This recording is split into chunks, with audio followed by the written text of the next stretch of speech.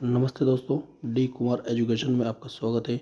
हम क्लास 6 की सामाजिक विज्ञान जिसमें समुदाय एवं सामुदायिक विकास का अध्ययन कर रहे हैं। पिछले वीडियो में हमने इसी के बारे में पढ़ा था। आज उसका शेष भाग हम देखेंगे जिसमें जन सहयोग के बारे में पढ़ेंगे। जन सहयोग से हमारा आशय स्थानीय समुदाय आवश्यकताओं की पूर्ति के लिए स्थानीय लोगों के द्वारा सहयोग प्रदान करना। दोस्तों, जन सहयोग किसे कहते हैं? जन सहयोग से हमारा आशय स्थानीय समुदाय यानी स्थानीय जो लोग हैं उनकी आवश्यकताओं की पूर्ति के लिए स्थानीय लोगों के द्वारा सहयोग प्रदान करना। दोस्तों, ये एक बहुत अच्छी चीज़ है जिसमें बताया गया है कि जन सहयोग से हमारा आशय ये है कि स्थानीय समुदाय यानी स्थानीय जो लोग होते हैं की आवश्यकताओं की पूर्ति, उनकी आवश्यकताओं की पूर्ति के लिए स्थानीय लोगों यानी उन्हीं वहीं के लोगों के द्वारा सहयोग प्रदान करना होता है। समुदाय के विकास के लिए स्थानीय लोगों की भागीदारी बहुत महत्वपूर्ण है। यह ग्रामीण एवं शहरी समुदाय लोगों के लिए उपयुक्त है। ऐसा इसलिए आवश्यक है कि क्योंकि वे अपनी परिस्थितियों से परिचित हैं और स्थानीय ज़रूरतों को भलीभांति समझते हैं। यह उनके स्वयं के हित में है कि वे एक साथ मिलजुल कर अपनी समस्याओं का हल निकालते हैं। जिस क्षेत्र में पेयजल, शिक्षा, अस्पताल जैसी मूल तथा मानवीय व्यवस्थाएं नहीं हैं, तो वे उनके लिए उचित तथा वैकल्पिक व्यवस्था करते हैं या उपाय करते हैं। दोस्तों, इसमें जन सहयोग में स्थानीय स्तर पर भी व्यवस्था होती है। वे अपनी समस्याओं को स्वयं सुलझा सके तथा किसी पर आश्रित न रह सके।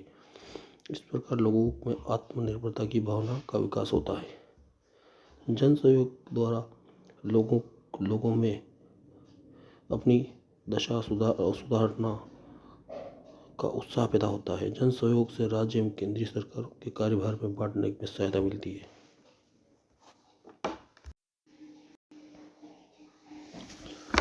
ग्राम नगर स्तरों की विभिन्न समितियां। दोस्तों, ग्राम और नगर की विभिन्न समितियां सामुदायिक विकास में स्थानीय नागरिकों की भूमिका बहुत जरूरी है।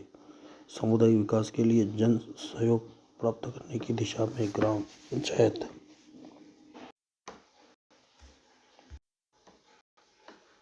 ग्राम पंचायतें नगर स्तर पर विभिन्न समितियों की स्थापना की गई। इन समितियों के माध्यम से प्रजातंत्र में सत्ता का विकेंद्रीकरण नीचे का स्तर यह केंद्र से ग्राम नगर तक किया गया। ग्राम स्वराज व्यवस्था के अंतर्गत 26 जनवरी 2001 से ग्राम स्वराज की स्थापना की गई। ग्राम नगर स्तर पर निम्नलिखित समितियों का गठन केंद्र तथा राज्य सरकार से प्राप्त निर्देशों के अनुसार किया गया, जिसमें दोस्तों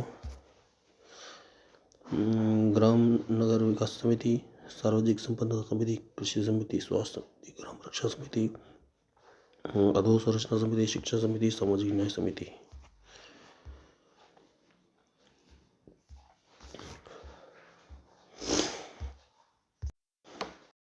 उपरोक्त समितियों के माध्यम से स्थानीय निवासियों में जागरूकता पैदा कर सामुदायिक विकास के लिए जन सहयोग की भावना विकसित करने के अवसर प्रदान किए जाते हैं।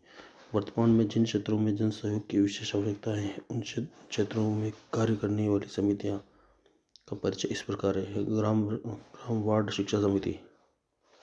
इस समिति का कार्य ग्राम वार्ड के बच्चों को प्रारंभिक शिक्षा व्यवस्था को अपना सहयोग देना। यह समिति विद्यालय के प्रबंधन में भी सहयोग देती है। ग्राम वार्ड रक्षा समिति। यह समिति ग्राम एवं वार्ड के लोगों की सुरक्षा संबंधी कार्यों में उपयोग करती है तो साथ ही समिति अपराधों की रोकथाम में पुलिस प्रशासन का सहयोग करती है। शिक्षक पालक संघ। दोस्तों, यह समिति एक महत्वपूर्ण समिति है। वर्तमान में प्रदेश में जन शिक्षा अधिनियम के अंतर्गत प्रदेश के प्रत्येक शासकीय प्राथमिक माध्यमिक विद्यालय में पालक शिक्षक संघ का गठन किया गया। यह संघ विद्यालय में बच्चों के 100% प्रवेश, उनकी विद्यालयों की नियमित उपस्थिति, बच्चों के लिए विद्यालयों में मध्याह्न भोजन की व्यवस्था, बच्चों के शैक्षिक प्रगति, विद्यालय के शिक्षकों की समुचित व्यवस्था, सहायता करने हेतु कार्य करती है। सामाजिक संरचना के विकास में समुदाय का महत्व। आदिकाल से ही भारत देश विभिन्न धर्मों, जातियों, जनजातियों की कर्मभूमि रहा है। जाति प्रथा, ग्राम व्यवस्था, वर्ण व्यवस्था, आश्रम व्यवस्था, संस्कार व्यवस्था आदि हमारे भारतीय समाज के प्रमुख आदय है। दोस्तों आज के लिए इतना ही। मेरा एक छोटा सा प्रयास है, आपको अच्छा लगे तो अधिक से अधिक लाइक कीजिए, शेयर कीजिए, सब्सक्राइब कीजिए। धन्यवाद दोस्तों।